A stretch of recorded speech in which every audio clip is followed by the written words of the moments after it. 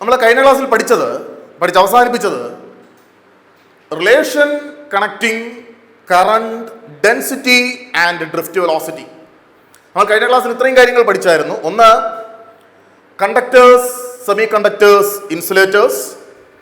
രണ്ട്, intensity of electric current അല്ലെങ്കിൽ strength of electric current. മൂന്ന്, EMF. നാല്, ഡ്രിഫ്റ്റ് വെലോസിറ്റി. അഞ്ച്, relation connecting drift velocity and electric current. ആറ്, relation connecting current density and drift velocity. നമുക്ക് drift വെലോസിറ്റിയുമായി connect ചെയ്ത് അറിയേണ്ട മറ്റൊരു കാര്യമുണ്ട്.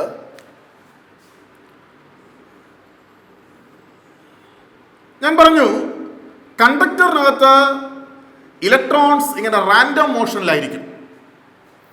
റാൻഡം മോഷനിലായിരിക്കുമ്പോൾ ഇലക്ട്രോൺസ് പരസ്പരം കൊളൈഡ് ചെയ്യും. ഒരു ഇലക്ട്രോൺ ഇവിടെ നിന്ന് പോയി മറ്റൊരു ഇലക്ട്രോണിനെ കൊളൈഡ് ചെയ്യുന്നു, ശേഷം തിരിച്ച് ഇവിടെ വരുന്നു, ഇവിടെ നിന്ന് അങ്ങോട്ട് വേറൊരു ഇലക്ട്രോണെ കൊളൈഡ് ചെയ്യുന്നു, അങ്ങനെ കൊളൈഡ് ചെയ്യും. തുടർച്ചയായ രണ്ട് കൊളീഷൻസിനിടയിൽ ഒരു ഇലക്ട്രോൺ സ്പെൻഡ് ചെയ്യുന്ന ആവറേജ് ടൈമിനെയാണ് റിലാക്സേഷൻ ടൈം എന്ന് പറയുന്നത്. Relaxation time. ഇത് സാധാരണ കൊളീഷൻസ് ഏറ്റവും കൂടുതൽ നടക്കുന്നത് EMF അപ്ലൈ ചെയ്യാത്തപ്പോഴാണ്, സെൽ അപ്ലൈ ചെയ്യാത്തപ്പോഴാണ്. എന്നാൽ സെൽ അപ്ലൈ ചെയ്താലും ഈ കൊളീഷൻ നടക്കും. കാരണം സോളിഡ്സിനകത്ത് ആറ്റംസ്, മോളിക്യൂൾസ് ടൈറ്റ്ലി പാക്ഡ് ആണ്. Electrons move in a sea of positive ions. അതുകൊണ്ട് കൊളീഷൻ നടക്കും. അപ്പോൾ തുടർച്ചയായ രണ്ട് കൊളീഷൻസിനിടയിൽ ഒരു ഇലക്ട്രോൺ സ്പെൻഡ് ചെയ്യുന്ന ആവറേജ് ടൈമിനെയാണ് റിലാക്സേഷൻ ടൈം എന്ന് പറയുന്നത്. റിലാക്സേഷൻ ടൈമിനെ നമ്മൾ ടോ എന്നുള്ള ലെറ്റർ കൊണ്ടാണ് നോട്ട് ചെയ്യുന്നത്. Greek letter tau. It's relaxation time. ഒരു ഇലക്ട്രോൺ ഒരു സെൽ അപ്ലൈ ചെയ്യുമ്പോൾ, let this be a conductor. ഈ കണ്ടക്ടറിനകത്ത് ഇഷ്ടംപോലെ ഇലക്ട്രോൺസ് ഉണ്ട്, ഫ്രീ ഇലക്ട്രോൺസ് ഉണ്ട്. നമ്മളൊരു സെൽ അപ്ലൈ ചെയ്യുമ്പോൾ ഈ ഇലക്ട്രോൺസ് സെല്ലിന്റെ പോസിറ്റീവ് ടെർമിലേക്ക് മൂവ് ചെയ്യും. എന്ന് പറഞ്ഞാൽ സെല്ലിന്റെ പോസിറ്റീവ് ടെർമിനിലേക്ക് ഇതിനൊരു അട്രാക്ഷൻ ഉണ്ടാവും. ഈ അട്രാക്ഷന് കാരണം ഇവിടെ ആക്ട് ചെയ്യുന്ന ഇലക്ട്രിക് ഫീൽഡാണ്. ഇലക്ട്രിക് ഫീൽഡിനെ കുറിച്ച് നമ്മൾ ഇലക്ട്രിക് ചാർജസ് എന്ന് പറയുന്ന ടോപ്പിക്കിൽ ഡിസ്കസ് ചെയ്തിട്ടുണ്ട്. ഒരു ഇലക്ട്രിക് ഫീൽഡിൽ ഒരു ചാർജ്ഡ് പാർട്ടിക്കിൾ ആയിരിക്കുമ്പോൾ അതിന് ഫോഴ്സ് എക്സ്പീരിയൻസ് ചെയ്യും. ഇലക്ട്രോൺ ചാർജ്ഡ് പാർട്ടിക്കിൾ ആയതുകൊണ്ട് ഇലക്ട്രിക് ഫീൽഡിൽ ഇലക്ട്രോൺസിനും ഫോഴ്സ് എക്സ്പീരിയൻസ് ചെയ്യും. E എന്ന് പറയുന്ന ഇലക്ട്രിക് ഫീൽഡിൽ ഒരു ഇലക്ട്രോൺ എക്സ്പീരിയൻസ് ചെയ്യുന്ന ഫോഴ്സ് ഇത്രയുമാണ്. F is equal to EE. ഇലക്ട്രോൺസിന് നെഗറ്റീവ് ചാർജ് ആയതുകൊണ്ട് നമ്മളിവിടെ മൈനസ് സൈൻ കൊടുക്കും. മൈനസ് സൈൻ ഇട്ടില്ലെങ്കിലും പ്രശ്നമൊന്നുമില്ല, അതിന്റെ ന്യൂമറിക്കൽ വാല്യൂവിന് പ്രശ്നമൊന്നും ഉണ്ടാകത്തില്ല. F is equal to minus E. അപ്പൊ എന്താണ് ഞാൻ എഴുതിയിരിക്കുന്നത്? This is the force experienced by an electron inside the conductor due to the applied electric field. ഒരു ഇലക്ട്രിക് ഫീൽഡ് അപ്ലൈ ചെയ്യുമ്പോൾ കണ്ടക്ടറിനകത്തുള്ള ഇലക്ട്രോൺസിന് എക്സ്പീരിയൻസ് ചെയ്യുന്ന ഇലക്ട്രോസ്റ്റാറ്റിക് ഫോഴ്സ് ആണ് F is equal to minus EE. Let that be relation number 1. എന്നാൽ according to Newton's second law, ന്യൂട്ടന്റെ second law അനുസരിച്ച് F is equal to ma. Let that be relation number 2. ഈ രണ്ട് ഇക്വേഷൻസിന്റെയും left hand sides equal ആണ്. അതുകൊണ്ട് right hand sides നമുക്ക് equate ചെയ്യാം.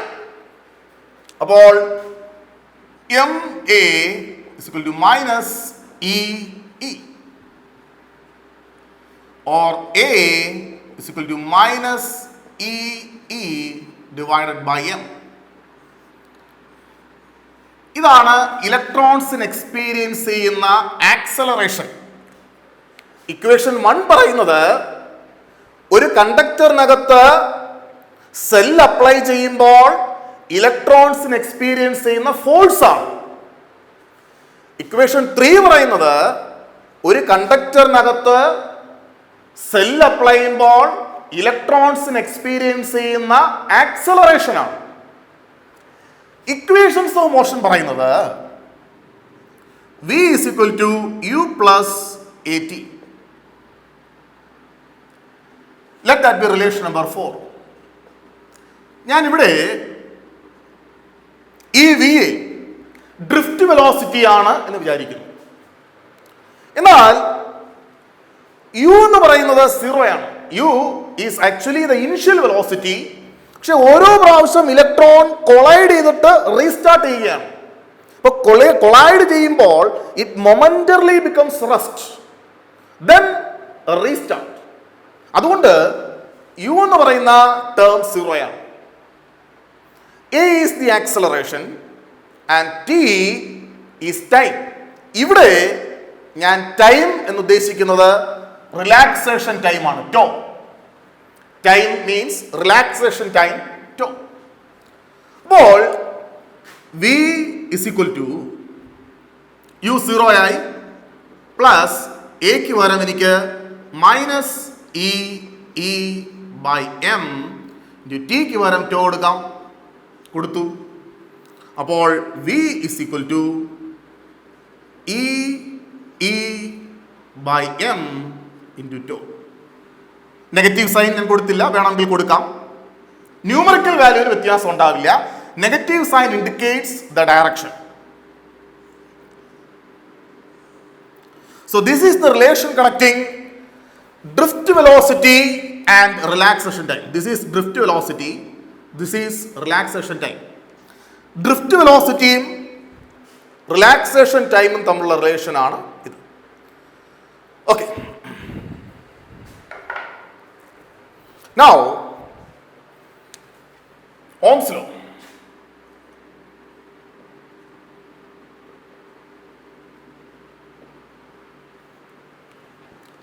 This is a very important topic.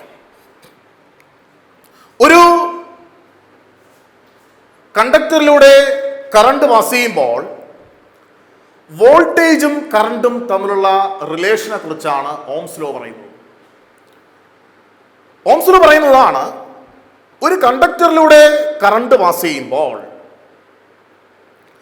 ഈ current നമ്മൾ അപ്ലൈ ചെയ്ത പൊട്ടൻഷ്യൽ ഡിഫറൻസിന് അല്ലെങ്കിൽ അപ്ലൈ ചെയ്ത വോൾട്ടേജിന് പ്രൊപ്പോർഷണൽ ആയിരിക്കും. ഞാൻ കഴിഞ്ഞ ക്ലാസ്സിൽ പറഞ്ഞു, വോൾട്ടേജ് അപ്ലൈ ചെയ്താലേ അല്ലെങ്കിൽ EMF അപ്ലൈ ചെയ്താലേ അല്ലെങ്കിൽ പൊട്ടൻഷ്യൽ ഡിഫറൻസ് അപ്ലൈ ചെയ്താലേ കറണ്ട് കണ്ടക്ഷൻ നടക്കും. അപ്പോൾ ഇങ്ങനെ നടക്കുന്ന current conduction, intensity of current നമ്മൾ അപ്ലൈ ചെയ്ത പൊട്ടൻഷ്യൽ ഡിഫറൻസിന്, നമ്മൾ അപ്ലൈ ചെയ്ത വോൾട്ടേജിന് പ്രൊപ്പോർഷണൽ ആയിരിക്കും. Mathematically voltage is proportional to current. Condition ഉണ്ട്, ടെമ്പറേച്ചർ കോൺസ്റ്റന്റ് ആയിരിക്കണം. അറ്റ് കോൺസ്റ്റന്റ് ടെമ്പറേച്ചർ കോൺസ്റ്റന്റ് ആയിരിക്കണം.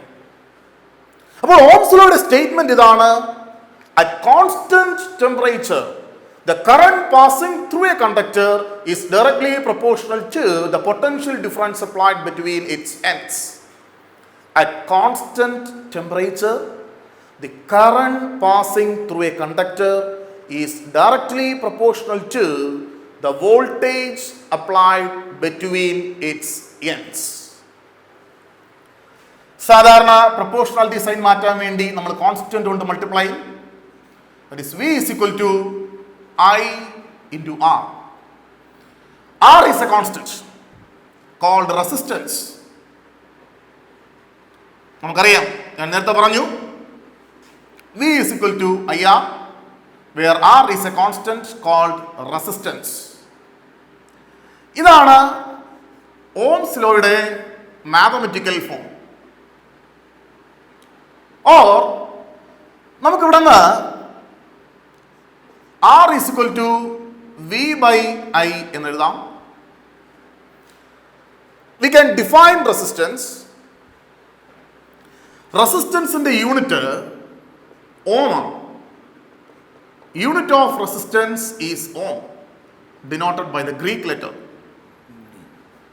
Unit of resistance is ohm. നമ്മൾ ഒരു ഗ്രാഫ് പ്ലോട്ട് ചെയ്യും with voltage along x-axis and current along y-axis. ഈ ഗ്രാഫിൽ the graph will be a straight line passing through origin.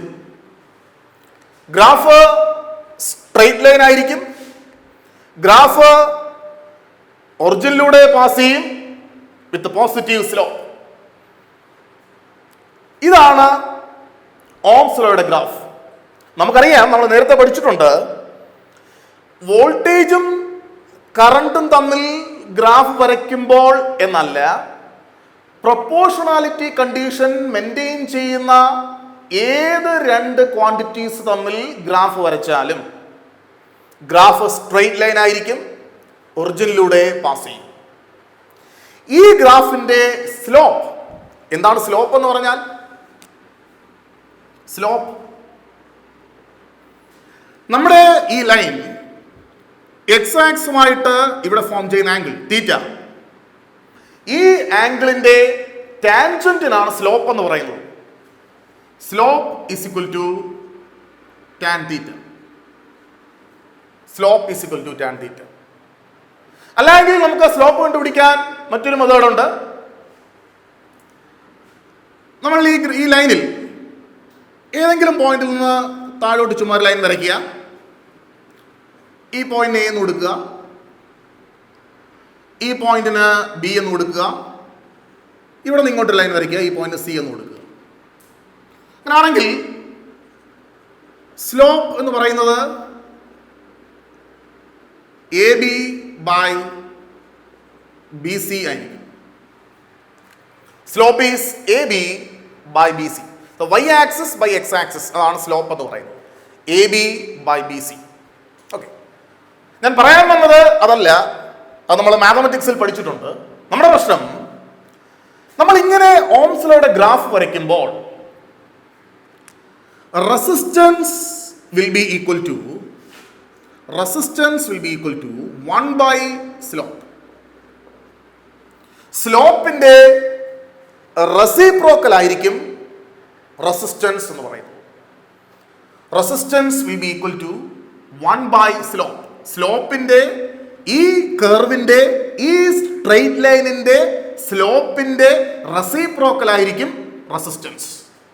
നമ്മൾ ഈ graph വരച്ചത് ഒരു കണ്ടക്ടറിലൂടെ പാസ് ചെയ്യുന്ന കറണ്ടും ആ കണ്ടക്ടറിലൂടെ കറണ്ട് പാസ് ചെയ്യുന്നതിന് വേണ്ടി അപ്ലൈ ചെയ്യേണ്ട വോൾട്ടേജും തമ്മിലുള്ള റിലേഷനാണ്. ആ ഗ്രാഫാണ് നമുക്കിത് സ്ട്രെയിറ്റ് ലൈൻ കിട്ടിയത്. അപ്പോൾ ആ കണ്ടക്ടറിന്റെ, നമ്മൾ ഏത് കണ്ടക്ടറിലാണോ വോൾട്ടേജ് അപ്ലൈ ചെയ്തത്, നമ്മൾ ഏത് കണ്ടക്ടറിലൂടെയുള്ള കറണ്ടാണോ സ്റ്റഡി ചെയ്തത്, ആ കണ്ടക്ടറിന്റെ റെസിസ്റ്റൻസ് ആണ്.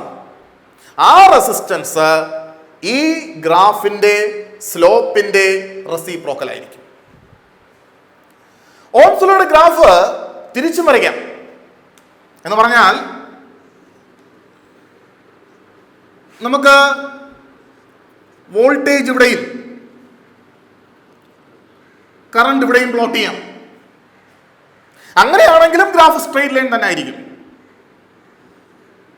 The graph will be a straight line passing through origin. പക്ഷെ ഇങ്ങനെ ഗ്രാഫ് വരച്ചാൽ the resistance will be equal to slope. Resistance will be equal to slope. അപ്പോൾ നമ്മൾ ആ കേസ് കൃത്യമായിട്ട് മനസ്സിലാക്കിയിരിക്കുക. If voltage is plotted along y-axis and current along x-axis, resistance of the conductor is equal to slope. But if voltage is plotted along x-axis and current along y-axis, then the resistance will be equal to reciprocal of this law. Okay. ഇനി മറ്റൊരു കാര്യം, conductance.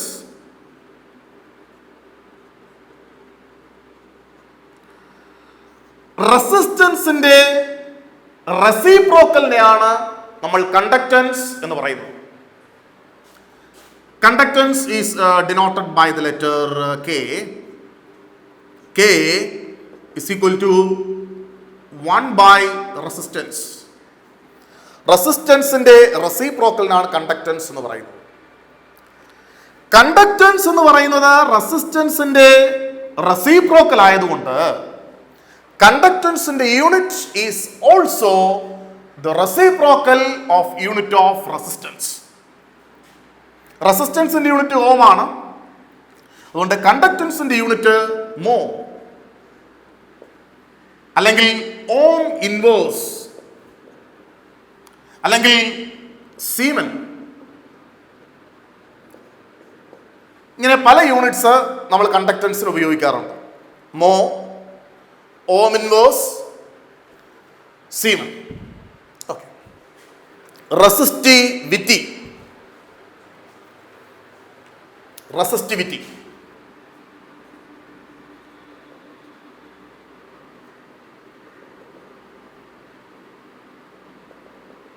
Resistivity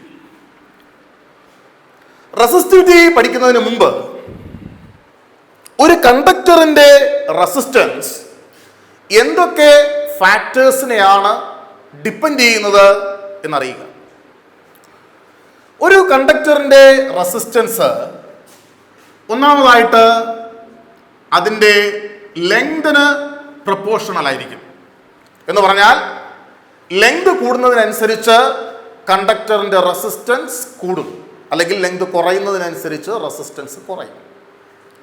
മറ്റൊന്ന്, ഒരു കണ്ടക്ടറിന്റെ resistance അതിന്റെ area of cross സെക്ഷന് inversely proportional ആയിരിക്കും. Resistance proportional to 1/A അല്ലെങ്കിൽ resistance inversely proportional to A എന്ന് പറഞ്ഞാൽ ഏരിയ ഓഫ് ക്രോസ് സെക്ഷൻ കൂടുന്നതിനനുസരിച്ച് റെസിസ്റ്റൻസ് കുറയും, അല്ലെങ്കിൽ ഏരിയ ഓഫ് ക്രോസ് സെക്ഷൻ കുറയുന്നതിനനുസരിച്ച് റെസിസ്റ്റൻസ് കൂടും.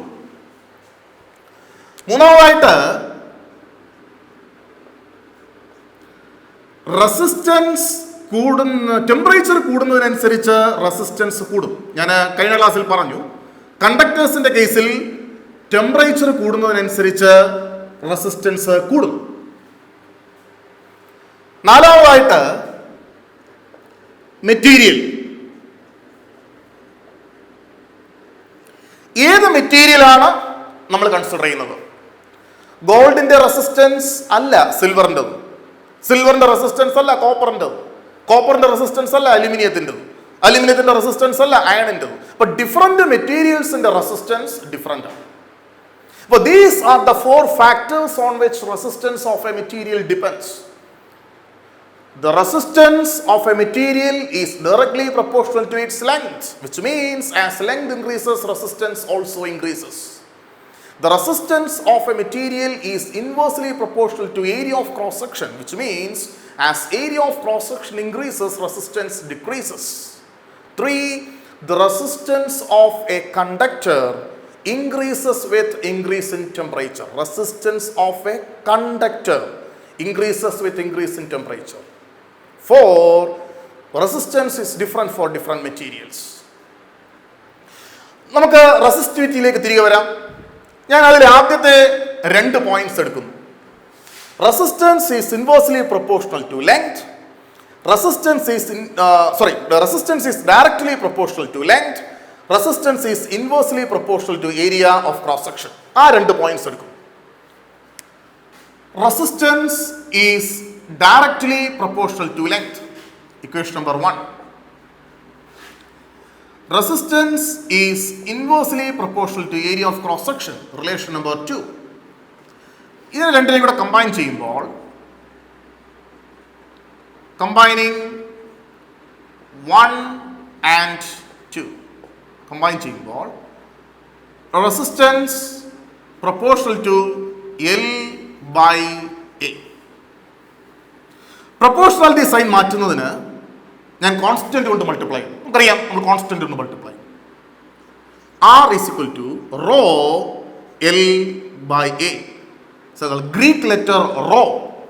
ഈ റോയെ നമ്മൾ റെസിസ്റ്റിവിറ്റി എന്ന് പറയും. Rho is called resistivity. R is equal to rho L by A. നമുക്ക്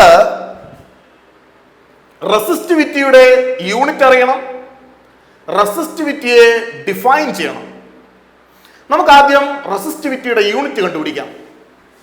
ഞാൻ അതിനുവേണ്ടി റോയെ അവിടെ ഇടുന്നു, എ മേലോട്ട് കൊണ്ടുവരുന്നു, എല്ലിനെ താഴോട്ട് കൊണ്ടുവരുന്നു. അപ്പോൾ rho is equal to R A by L. ഇതിൽ നിന്ന് let this be relation number 3 and let this be relation number 4. Relation 4ൽ നിന്ന് റെസിസ്റ്റിവിറ്റിയുടെ യൂണിറ്റ് കണ്ടുപിടിക്കാം. എന്താണ് റെസിസ്റ്റിവിറ്റിയുടെ യൂണിറ്റ്? റെസിസ്റ്റൻസിന്റെ യൂണിറ്റ് എന്താ? Ohm. What is the unit of area of cross section? Metre square. What is the unit of length? It is metre. ഒരു മീറ്ററും cancel ആവും. And the unit of resistance is ohm metre. Resistivity, unit of resistivity is ohm metre. റെസിസ്റ്റിവിറ്റിയുടെ unit ohm metre ആണ്. ഇനി റെസിസ്റ്റിവിറ്റിയെ നമുക്ക് define ചെയ്യണം. Suppose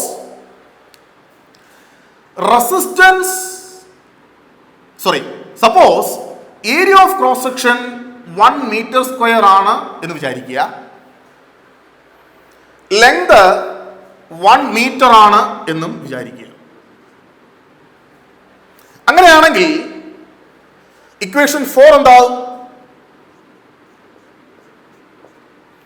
area of cross section 1 metre square ആണ്, ലെങ്ത് 1 മീറ്റർ ആണ്.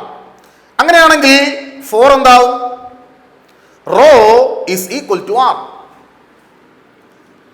Raw is equal to R എന്ന് പറഞ്ഞാൽ resistivity is equal to resistance. എപ്പോൾ?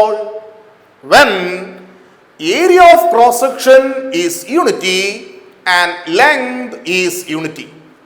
അപ്പോൾ ലെങ്ത് യൂണിറ്റി ആയിട്ടുള്ള എന്ന് പറഞ്ഞാൽ 1 മീറ്റർ ആയിട്ടുള്ള, area of cross section 1 metre square ആയിട്ടുള്ള ഒരു കണ്ടക്ടറിന്റെ റെസിസ്റ്റൻസിനാണ് റെസിസ്റ്റിവിറ്റി എന്ന് പറയുന്നത്. അപ്പോൾ resistivity is the resistance of a conductor having unit length and unit area of cross section. Unit ലെങ്തും എന്ന് പറഞ്ഞാൽ 1 മീറ്റർ ലെങ്തും, unit area of cross section എന്ന് പറഞ്ഞാൽ 1 മീറ്റർ സ്ക്വയർ ക്രോസ് സെക്ഷനും ഉള്ള ഒരു കണ്ടക്ടറിന്റെ റെസിസ്റ്റൻസിനാണ് റെസിസ്റ്റിവിറ്റി എന്ന് പറയുന്നത്. Resistivity is defined as the resistance of a conductor having unit length and unit area of cross section. ഇനി കഴിഞ്ഞ ടോപ്പിക്കിൽ ഞാൻ കണ്ടക്ടൻസിനെ കുറിച്ച് പറഞ്ഞു. റെസിസ്റ്റൻസിന്റെ റെസിപ്രോക്കലാണ് കണ്ടക്ടൻസ്. അതുപോലെ നമ്മളിവിടെ കണ്ടക്ടിവിറ്റിയെ കുറിച്ചുകൂടെ ഒന്ന് പറയണം. കണ്ടക്ടിവിറ്റി, റെസിസ്റ്റൻസിന്റെ റെസിപ്രോക്കലാണ് കണ്ടക്ടൻസ്. അതുപോലെ റെസിസ്റ്റിവിറ്റിയുടെ റെസിപ്രോക്കലാണ് കണ്ടക്ടിവിറ്റി. കണ്ടക്ടിവിറ്റിയെ നമ്മൾ സിഗ്മ എന്നുള്ള ലെറ്റർ കൊണ്ടാണ് ഡിനോട്ട് ചെയ്യുന്നത്. Sigma is equal to 1 by rho. Sigma is equal to 1 by rho. Sigma is equal to 1 by rho. So what is the unit of conductivity? It is the reciprocal of unit of resistivity. റെസിസ്റ്റിവിറ്റിയുടെ unit ohm metre ആണ്. അതുകൊണ്ട് കണ്ടക്ടിവിറ്റിയുടെ unit ohm inverse metre inverse ആയിരിക്കും. The unit of conductivity is ohm inverse metre inverse. Okay okay അടുത്ത് നമുക്ക് അറിയേണ്ടത് temperature change ചെയ്യുമ്പോൾ കണ്ടക്ടേഴ്സിന്റെ resistance എങ്ങനെ ചേഞ്ച് ചെയ്യുന്നു എന്നുള്ളതാണ് നമുക്കതിന്റെ relation. Variation of resistance with temperature.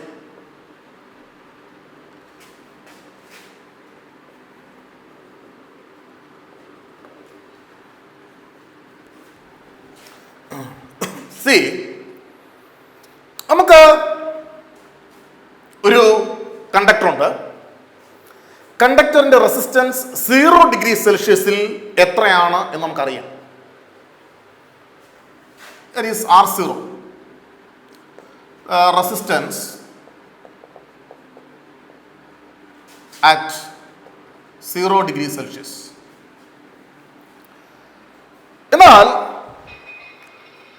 0 degree സെൽഷ്യസിലെ temperature resistance നമുക്കറിയാമെങ്കിൽ മറ്റേതെങ്കിലും ഒരു ടെമ്പറേച്ചറിലെ റെസിസ്റ്റൻസ് നമുക്ക് കണ്ടുപിടിക്കാം.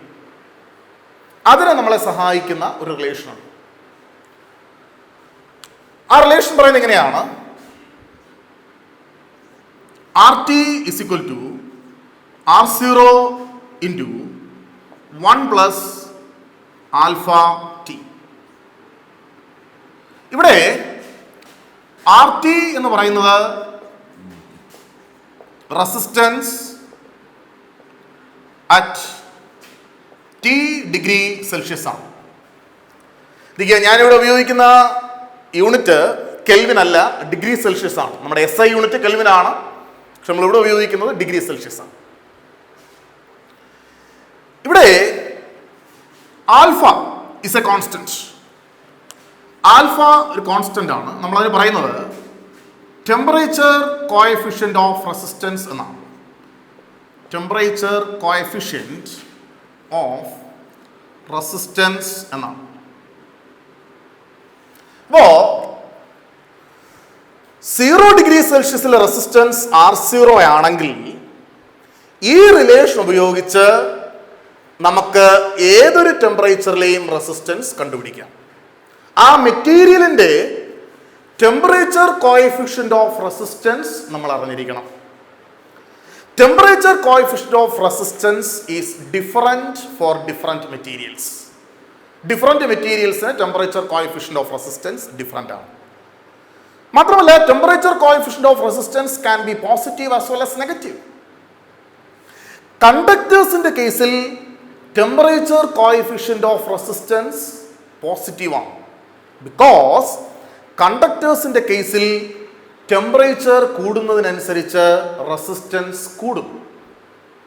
എന്നാൽ സെമി കണ്ടക്ടേഴ്സിന്റെ കേസിൽ temperature coefficient of resistance negative ആണ്. കാരണം ടെമ്പറേച്ചർ കൂടുന്നതിനനുസരിച്ച് റെസിസ്റ്റൻസ് കുറയും. അപ്പോൾ for conductors temperature coefficient of resistance is positive because as temperature increases, resistance also increases. Whereas in the case of semiconductors, temperature coefficient of resistance is negative because in that case as temperature increases, resistance decreases. Now we have to define temperature coefficient of resistance. നമുക്ക് temperature coefficient of resistance എന്താണെന്ന് define ചെയ്യണം. Temperature coefficient of റെസിസ്റ്റൻസിന്റെ unit കണ്ടുപിടിക്കണം. അതിനുവേണ്ടി let this B relation number 1. ഞാൻ R0യെ അകത്തേക്ക് distribute ചെയ്യുന്നു. അപ്പോൾ RT is equal to R0 plus R0 alpha t. Or ഞാൻ R0 alpha t മാത്രം ഐസൊലേറ്റ് ചെയ്യുന്നു. R0 alpha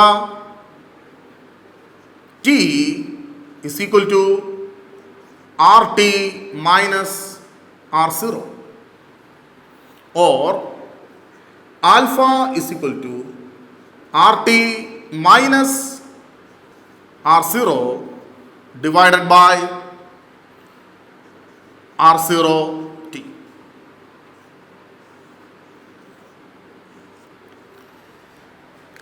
ഈ ടി എന്ന് പറയുന്നത് ടെമ്പറേച്ചർ ആണ്, അത് ടൈമുമായി കൺഫ്യൂസ് ചെയ്യരുത്. This is temperature. What is the unit of alpha? ആൽഫയുടെ യൂണിറ്റ് എന്താ നമുക്ക് നോക്കാം. ന്യൂമറേറ്ററിൽ റെസിസ്റ്റൻസ് ആണ്, റെസിസ്റ്റൻസിന്റെ യൂണിറ്റ് ഓം. ഡിനോമിനേറ്ററിൽ റെസിസ്റ്റൻസും ഉണ്ട് ടെമ്പറേച്ചറും ഉണ്ട്.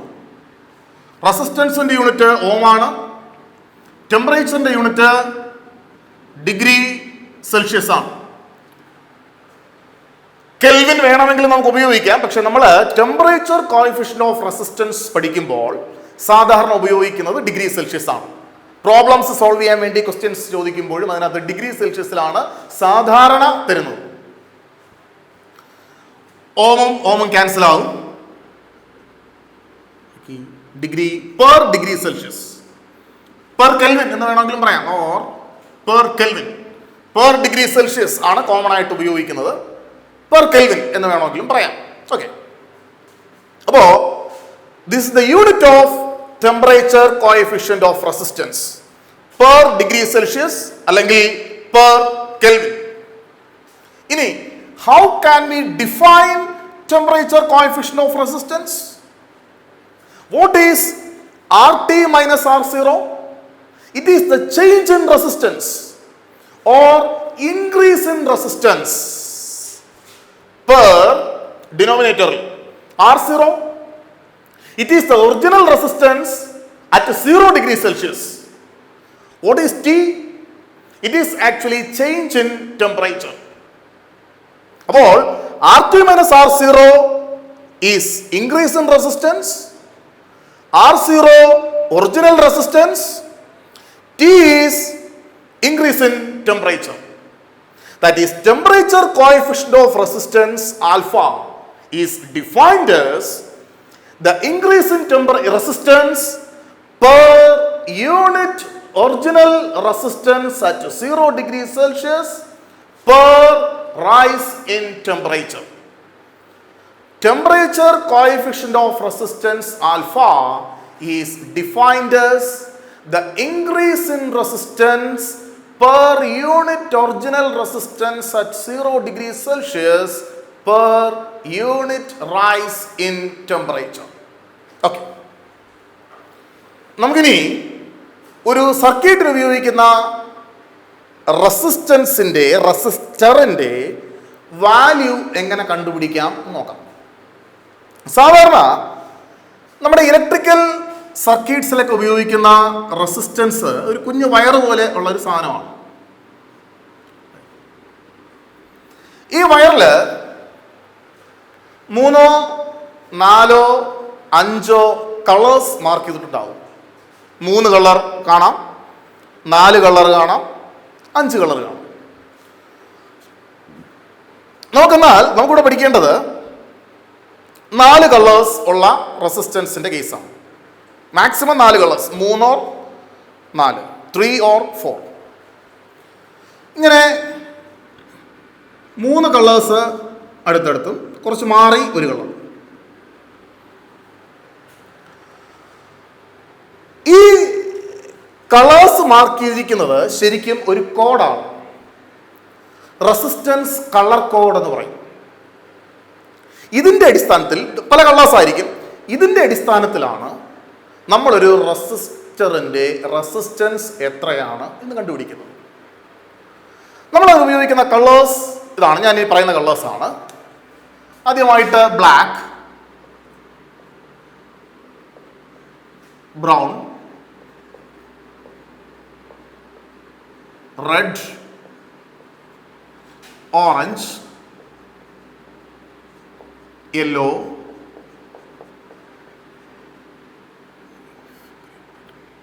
Green, blue, violet, grey, white. ഇത്രയും കളേഴ്സാണ് നമ്മൾ സാധാരണഗതിയിൽ ഈ റെസിസ്റ്ററിൽ ഉപയോഗിക്കുന്നത്. ഞാൻ പറഞ്ഞു, ഈ റെസിസ്റ്ററിൽ 3 or 4 കളേഴ്സ് മാർക്ക് ചെയ്തിട്ടുണ്ടാകും. 3 കളേഴ്സ് അടുത്തടുത്തും കുറച്ച് മാറി ഒരു കളർ.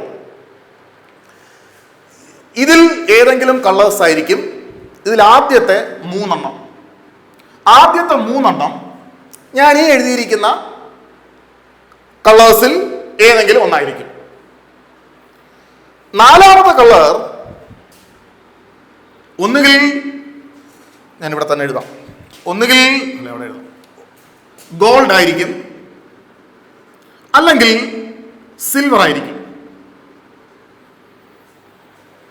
ഞാൻ അതിലേക്ക് വരാം. നമുക്ക് ഈ കളേഴ്സിന് ഓരോ നമ്പർ കൊടുത്തിട്ടുണ്ട്. ബ്ലാക്കിന്റെ നമ്പർ 0 ആണ്.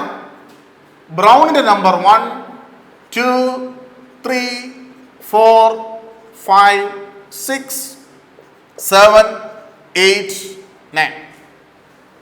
അപ്പോ ഈ കളേഴ്സ് ഈ ഓർഡറിൽ തന്നെ നമ്മൾ പഠിച്ചു വെക്കണം. Black, brown, red, orange, yellow, green, blue, violet, grey, white, ഈ ഓർഡറിൽ തന്നെ പഠിച്ചു വെക്കണം. ഇതെങ്ങനെ ഈ ഓർഡറിൽ ഓർത്തിരിക്കാൻ സാധിക്കും? അത് നമുക്കൊരു ന്യൂമോണിക്സ് ഉണ്ട്, ഒരു ട്രിക്ക് ഉണ്ട്. ഞാൻ എഴുതാം.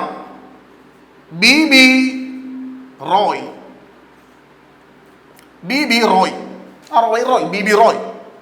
Of great Britain, GB Great Britain, has a violet V, very good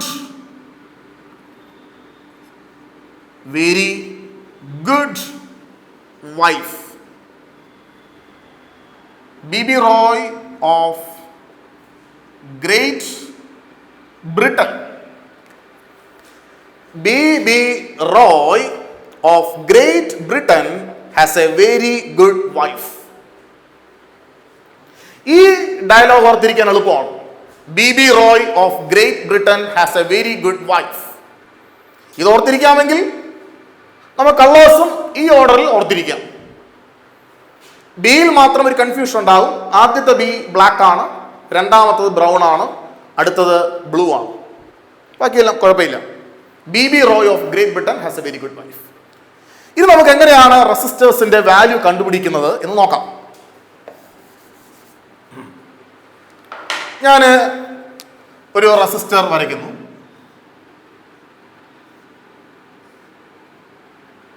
മൂന്ന് കളേഴ്സ്, ആദ്യത്തെ മൂന്ന് കളർ ഞാൻ ചുമ്മാ കളർ മാർക്ക് ചെയ്യുന്നു. ഇപ്പോൾ ആദ്യത്തെ കളർ സേ റെഡ് ആണ് എന്ന് വിചാരിക്കുന്നു, റെഡ്.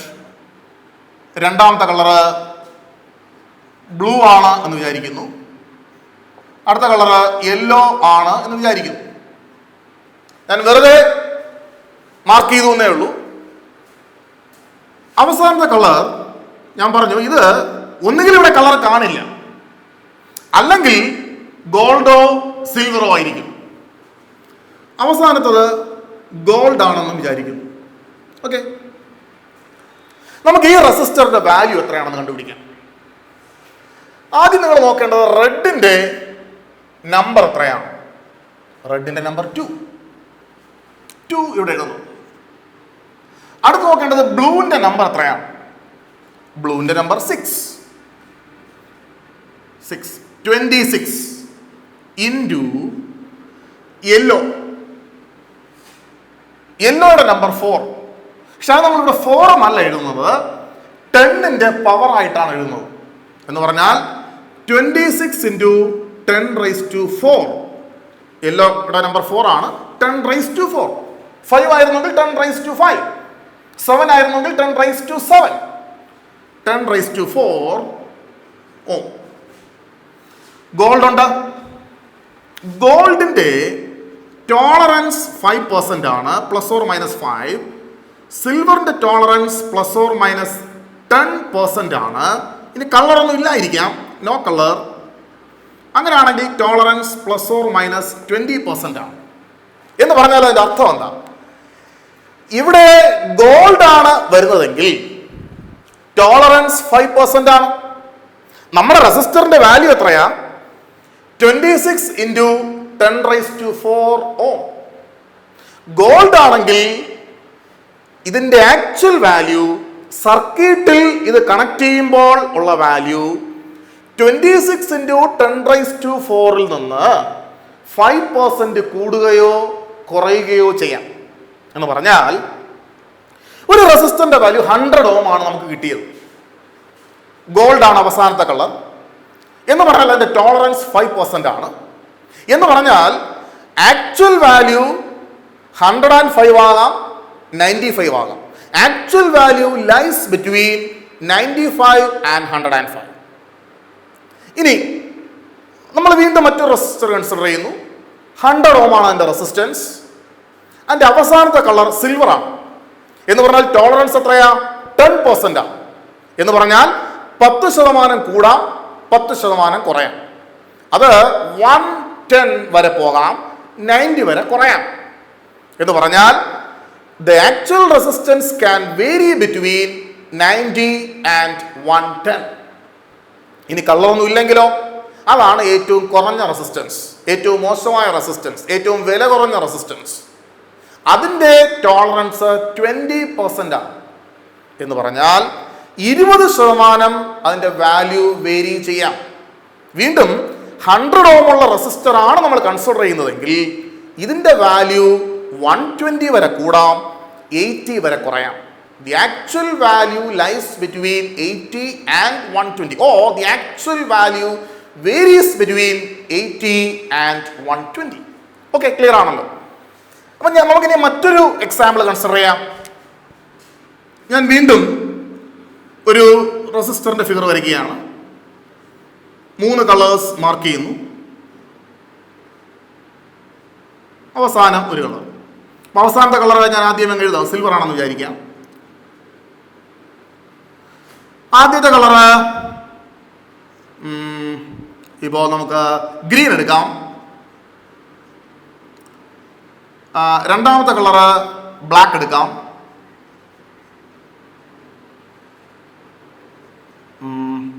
മൂന്നാമത്തെ കളറ് ഞാൻ ഓറഞ്ച് എടുക്കും. ഈ റെസിസ്റ്ററിന്റെ വാല്യൂ കാണും. ഗ്രീനിന്റെ നമ്പർ നോക്കുക. ഗ്രീൻ നമ്പർ 5 ആണ്. 5.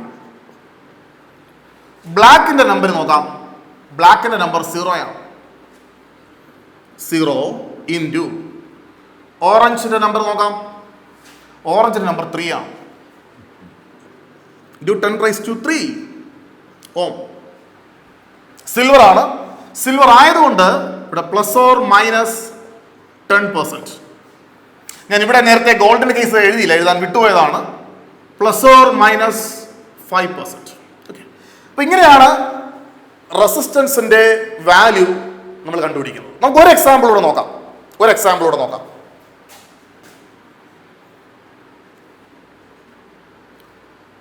വീണ്ടും ഒരു റെസിസ്റ്റർ കൺസിഡർ ചെയ്യുന്നു. 3 കളേഴ്സ്.